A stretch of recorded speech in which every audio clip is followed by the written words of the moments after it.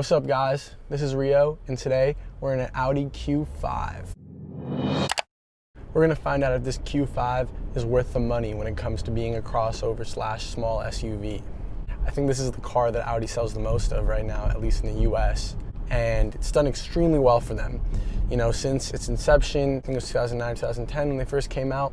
Since then, it's done exceptionally well and done better and better kind of throughout time. This new generation has done super well, and it's not a bad car by any means. It's actually a very nice car. It's kind of, in my mind, what somebody who would otherwise get an Audi A4 or, you know, a BMW 3 Series and Mercedes C-Class would get if they wanted something that was more or less an SUV. You know, in some ways it's quite small, especially in its actual, you know, footprint and, you know, real tangible size, but on the inside it's pretty nice and comfortable and gives you some height if that's what you're into, which a lot of people are these days. I mean, everyone's buying SUVs, and when it comes to traffic and when it comes to like, usability, it definitely gives you a little bit more of that function than a sedan can. But when it comes to the driving experience and when it comes to what this car offers for the money, I have a few issues with it. So driving wise, this car drives pretty nice. I mean, it's not the most, you know, it's definitely not a performance-oriented car, but that's within its nature. It has some nice features in this particular model. It has the virtual cockpit, the digital dash, gives it a slightly bigger center screen. And this is a 2020 model, so for the 2021 model year, they just revealed what the facelift's gonna look like, and that's probably gonna be coming out towards the end of this year, and definitely gonna be on the roads by, you know, the end of 2020. So, but this current model that's been around for a good few years now, you know, it actually introduced a lot of Audi's newer design language. One of the things it introduced that I cannot stand is the fake exhaust tips. So this car has that. I'm not a big fan, and all the new Audis are adopting that slowly and have been. It has a 4-cylinder engine which has 248 horsepower, 273 pound-feet of torque, which for its class is so-so. The BMW and the Alfa Romeo both have more power. Speaking of which, Stelvio driving by right now. Yeah, so they both have a little more power, and their nature both is a little bit more sporty, especially the Stelvio, but I prefer the X3. So yeah, all these lower trim level, meaning, you know, base Q5, base X3, whatever, they're all fairly similar. This is, like I said, a little on the lower end when it comes to power, but it's definitely not horrible. But this car kind of is in the middle of the road with everything. It's not the best driving experience, even for its own segment. It's not the most well-built, luxurious, or tech-wise. It doesn't have the most amenities. For instance, it's missing, you know, a sunroof. It has beige headliner or, you know, light color headliner, which I'm really not a fan of. This car is just a hair over $48,000. And it has a base audio system. Like I said, it has a couple, you know, tech things, but it doesn't have too much, and it's a little disappointing. No like head-up display or anything, which is only on the prestige trim level. This is a premium trim level. It does have, like I said, some options, but it's still a premium, so it's the most base trim level.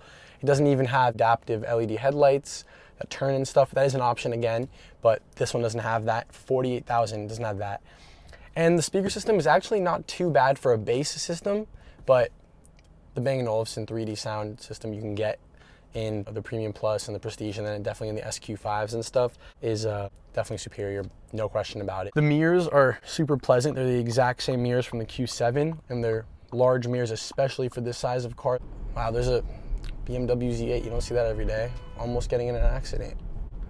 Quite the time. If someone told me that they want to go out and buy one of these, especially this exact car for $48,000 or lease it even, I probably would tell them not to, you know, and there's a method behind that madness. I think that if you're gonna go get a new one or going to go get a new car in this relative price range, one, I would potentially look elsewhere, because I think you can get a little bit more bang for buck at this amount of money, or even at this, you know, payment.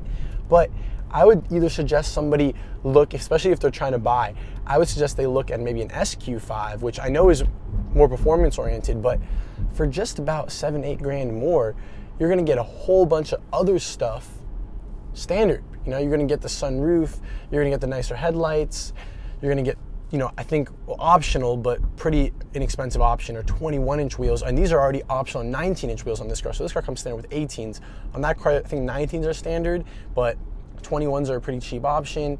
So for about 56, 57 grand, you can find pretty nicely equipped SQ5. Quite a bit of money, but you're getting quite a bit more car. You know, the engine alone in that car produces 355 horsepower versus this car's 248, and the torque is, I think, 369 versus this car's 273. So you're getting a much more peppy, powerful car, a little better handling, and better brakes and a bunch of other little things, and then a nicer interior with nicer seats, nicer leather.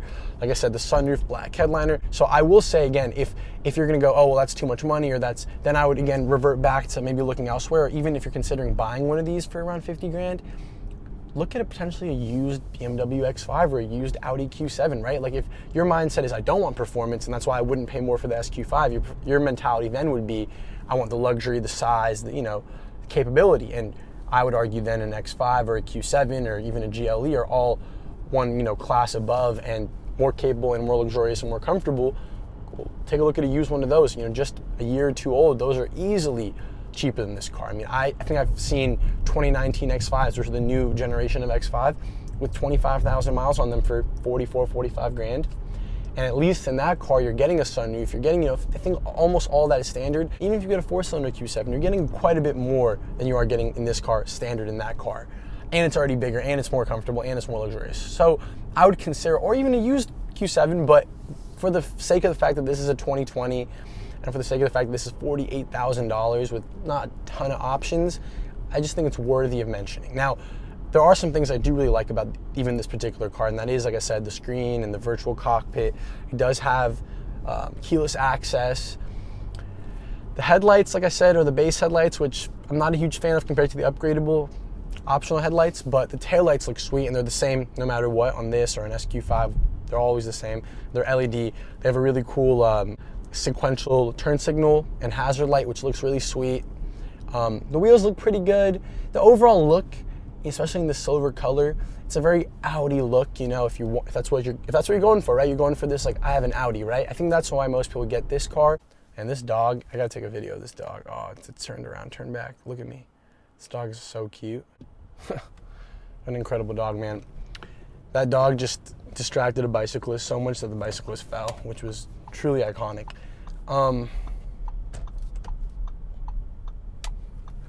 Very, very dope. You can't argue that a Tiguan for 2/3 of the price of this car doesn't give you almost everything this car gives you. And if that's, like I said, if what you want is actually the functionality in a good brand new car with warranty and no miles on it, and you want to take care of it, it makes more sense to buy the Tiguan if you're looking at a new car. I can't believe I'm saying that, but I would either go up a step and go ahead and swing for SQ5, and then it makes more sense, or you're in that range of, you are in that range of base Macans then, and like I said, X3 M40Is, GLC 43s, but you can get pretty good leases on SQ5s during the right time of year, and that's what I would go ahead and swing for, or I'd go downward and look at a Tiguan or something of that sort. You're gonna get more, or even a VW Atlas, a little cheaper than this, and again, I think it has like 19 cup holders, which brings us to our next segment, which is the tall boy test.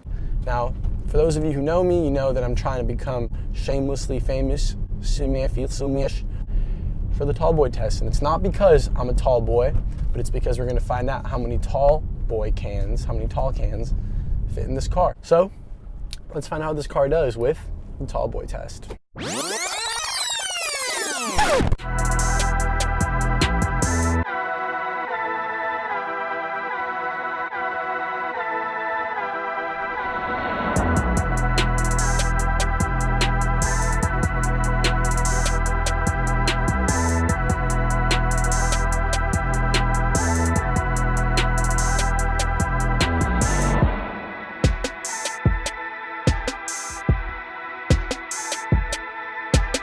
Go ahead and get a Tiguan if all you want is the functionality and basic amenities of this car, or get this car but know that you're not getting the best bang for buck.